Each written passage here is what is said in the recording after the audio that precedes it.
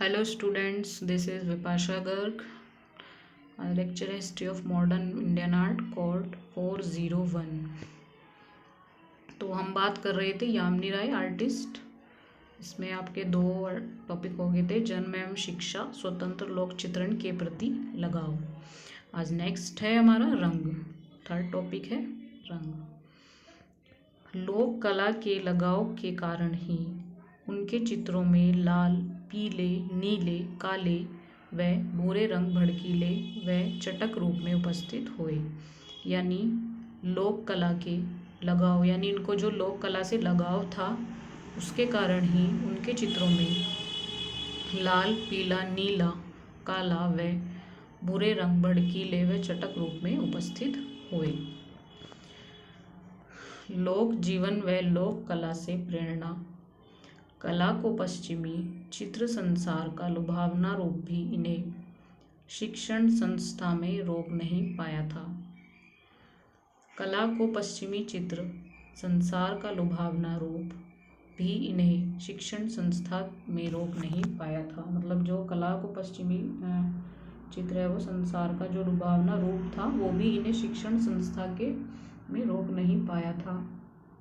उसे त्याग कर यह अपने अंतर्मन की खोज को संतुष्ट करने के लिए उपेक्षित लोक कलाओं व बाजारू कही जाने वाली कला की शरण में गए तथा लोक जीवन का व्यापक अध्ययन किया। यानी उसे त्याग कर भी इन्होंने अपने अंतर्मन की खोज को संतुष्ट करने के लिए ये उपेक्षित लोक कला व बाजारू कही जाने वाली कला की शरण में भी गए तथा लोक जीवन का व्यापक अध्ययन इन्होंने किया।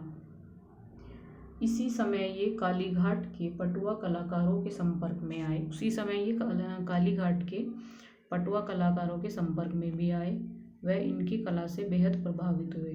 मतलब जब ये कालीघाट के पटुआ कलाकारों के संपर्क में आए थे और कला से बेहद प्रभावित भी हुए थे।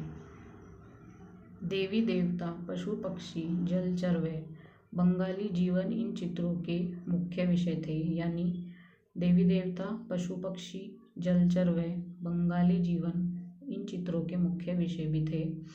उन्होंने कला का आधार बनाकर अपनी नई लोक शैली विकसित की। फिर मतलब इन्होंने अपनी कला का आधार बनाकर अपनी नई लोक शैली भी विकसित की थी तथा अभिप्रायों व रूपों को ग्रहण कर उसे नवीन चित्रात्मक शैली में पिरोया। मतलब जो अभिरूप और उनको ग्रहण कर इन्होंने नवीन चित्रात्मक शैली में भी पिरोया था। इन्होंने इस बात की जरा भी परवाह नहीं की कि पश्चिमी शैली के बढ़ते हुए प्रतिमानों को आदर्श समझने वाले तत्कालीन समाज में उनको देसी कला को प्रतिष्ठा मिलेगी या नहीं। यानी इन्होंने इस बात की भी परवाह नहीं की कि पश्चिमी शैली के बढ़ते हुए प्रतिमानों को आदर्श समझने वाले तत्कालीन समाज में उनको देसी कला को प्रतिष्ठा मिलेगी या नहीं। वे निस्वार्थ भाव से आडंबर हीन लोक कला के उन्नयन में लग गए। मतलब फिर वे निस्वार्थ भाव से कोई छल कपट नहीं था, आडंबर हीन लोक कला के उन्नयन में वे लग गए थे। मूक आकारों की खोज व रंगों के संवितरण का प्रयोग उन्हें बंगाल की देहाती गुड़िया की ओर ले गया था। जो मोह आकार की खोज थी व रंगों का जो संवितरण का प्रयोग था वो उन्हें बंगाल की देहाती गुड़ियों की ओर ले गया था। इन्होंने सरलीकृत रूपों में अपना रुझान बढ़ाया। इन्होंने फिर सरलीकृत रूप मतलब सरल उससे अपना रुझान बढ़ाया था। पृष्ठभूमि पर कागज की रेखाओं से काम लिया। वह कुशल कला अभिरुचि के सहारे वस्तु के उभार का अंकांकन किया। पृष्ठभूमि पर फिर काजल की रेखाओं से इन्होंने काम लिया था। वह कुशल कला अभिरुचि के सहारे इन्होंने वस्तु के उभार का अंकन भी किया। उभार का यह चित्रण तलों के उपयोग में नहीं वरन प्रवाहमान रेखा के चाक्षुष प्रयोग के सहारे किया। उभार का जो इन्होंने चित्रण किया था वो तलों के उपयोग में नहीं बल्कि प्रवाहमान रेखा के चाक्षुष प्रयोग के सहारे किया था। पौराणिक गाथाओं व धार्मिक चित्रों में उन्होंने निष्कपट व शुद्ध हृदय भावना की कलात्मक झांकी प्रस्तुत की। यामिनी राय के चित्र आदर्श चिंतन एवं लोक जीवन की अनुभूति के सराउबार हैं। उनके चित्र मौलिक लोक चेतना से अद्भुत ऐसी उनके चित्र मौलिक लोक चेतना से अद्भुत ऐसी चित्ताकर्षक कृतियाँ हैं जो हमारे समक्ष बच्चों की सी सहज कल्पना से युक्त रूप आकारों व रंगों के झिलमिलाते परिदृश्य उपस्थित करती हैं। यामिनी राय का संपूर्ण चित्रक्रम लोक जीवन को प्रेरणा प्रदत्त करता है। जो यामिनी राय का संपूर्ण चित्रक्रम लोक जीवन को वो प्रेरणा प्रदत्त करता है।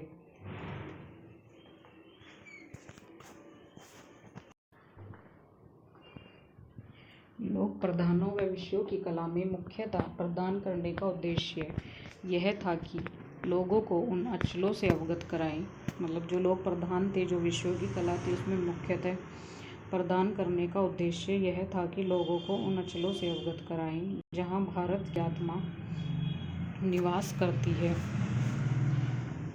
सच्चे भारतीय कलाकार यामिनी राय कभी किसी वाद से नहीं जुड़े। मतलब जो सच्चे भारतीय कलाकार थे यामिनी राय, वो कभी भी किसी वाद से नहीं जुड़े थे और न किसी खास चित्रकला की शैली का उन्होंने अनुकरण किया।